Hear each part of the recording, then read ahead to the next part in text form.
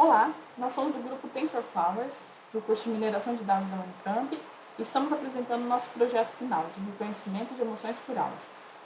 Por que nos interessamos por esse projeto? Lidar com áudio é algo novo para nós dentro do projeto.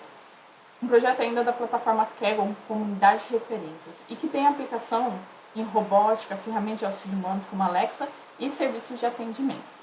Nosso objetivo é encontrar o melhor modelo, ou seja, melhor classificação. As bibliotecas que usamos no Python foi a Librosa para a parte de áudio, sklearn e TensorFlow para a parte de Machine Learning.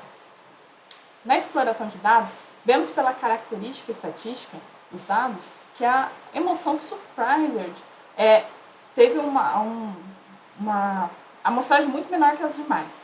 Tá? A gente também pode ver que a fonte Savi teve uma quantidade de registro muito menor, mas não impacta a gente.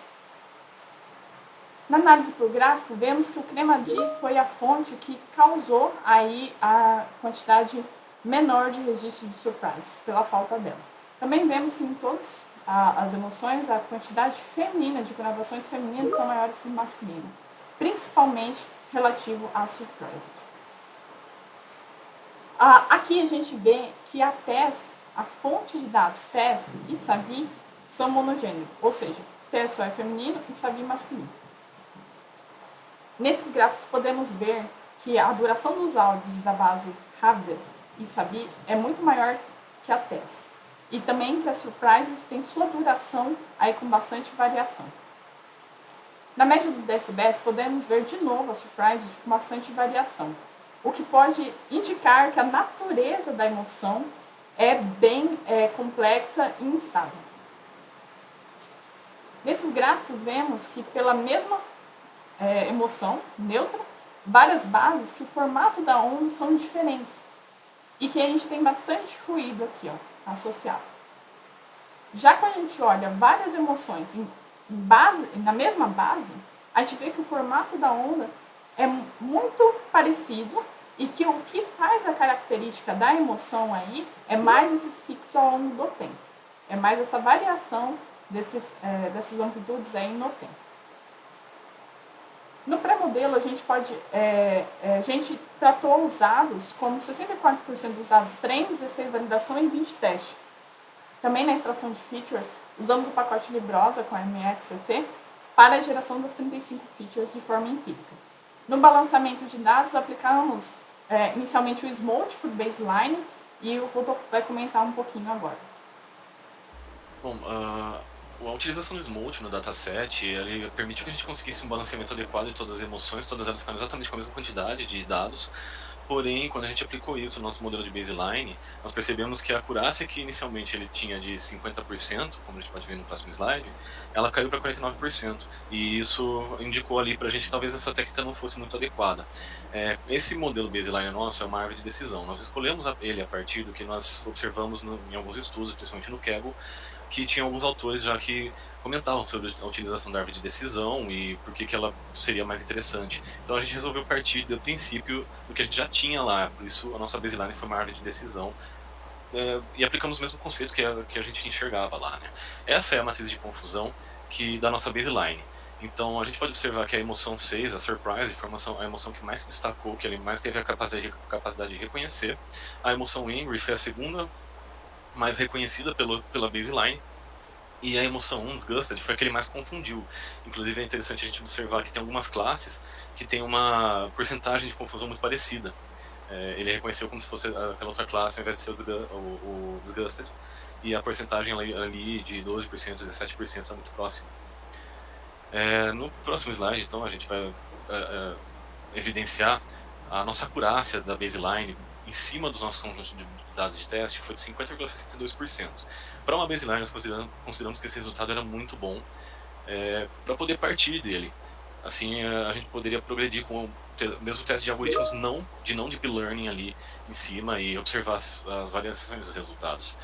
Aqui a gente pode observar, então, alguns testes que fizemos, como o Random Forest from Grid Search, SVM, ResNet, e a gente observa aqui as acurácias de cada teste em cima da base de validação.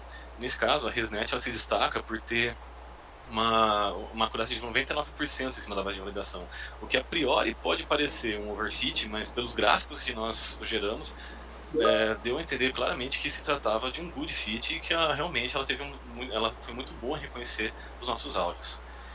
Nesse próximo slide, então, a gente vai poder observar que o nosso best model escolhido foi a CNN, a ResNet 50, e aplicamos a técnica de dropout em cima dela para poder melhorar os resultados, né? Só que a nossa entrada na base foi o espectrograma de Mel, não mais o MFCC. A gente fez o teste tanto com o Mel quanto o MFCC, mas o Mel teve um resultado mais adequado e ele muda a natureza da informação, de som para imagem, né? As épocas de treinamento, nós tivemos 30 épocas, que não foi nem muitas épocas a ponto de tornar muito pesado o treinamento, e nem poucas a ponto de tornar o treinamento inadequado. O desbalanceamento a gente acabou resolvendo com pesos ao invés de smoke, já que isso aparentemente refletiu melhor a natureza da informação na base nesse balanceamento. A técnica foi o Transfer Learning com a ResNet 50 e as métricas para avaliação foram a acurácia e a loss. O espectrograma de Mel a gente pode observar aqui no próximo slide, então alguns exemplares do que foi submetido nessa rede. E é interessante a gente destacar que quanto mais intensa é a cor, significa que mais intensa aquela região do áudio é. Talvez por isso isso foi um fator tão influente assim na geração de bons resultados.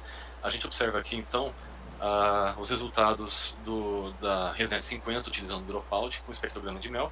A gente tem a acurácia então próximo de 99% e uma loss de 0.03, o que é muito baixo. E as curvas tanto de acurácia quanto de loss, elas estão demonstrando aí um comportamento de ser um good fit, um bom fit, e não um overfit. Elas não estão sobrepostas e nem muito distantes para ser um underfitting.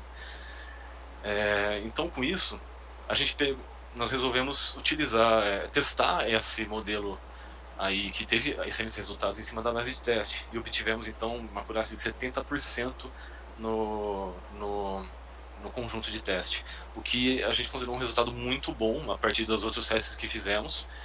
E com isso, então, a gente concluiu, né, que as redes pré-treinadas e a utilização da técnica de Transfer Learning foram as melhores técnicas que a gente tinha, e talvez por essas redes terem um pré-treinamento com muitos outros tipos de imagem e a conversão do tipo de dado de áudio para imagem ter sido lidado muito bem pela rede nesse sentido. E o desbalanceamento também foi um fator crucial, já que ele pôde tanto descer a nossa acurácia para zero, ou subir, acabar tornando o nosso sistema falacioso, mas os pesos foi o melhor desbalanceamento que a gente conseguiu. Com isso a gente conclui que então tivemos um bom resultado utilizando a ResNet 50 com dropout. Obrigada.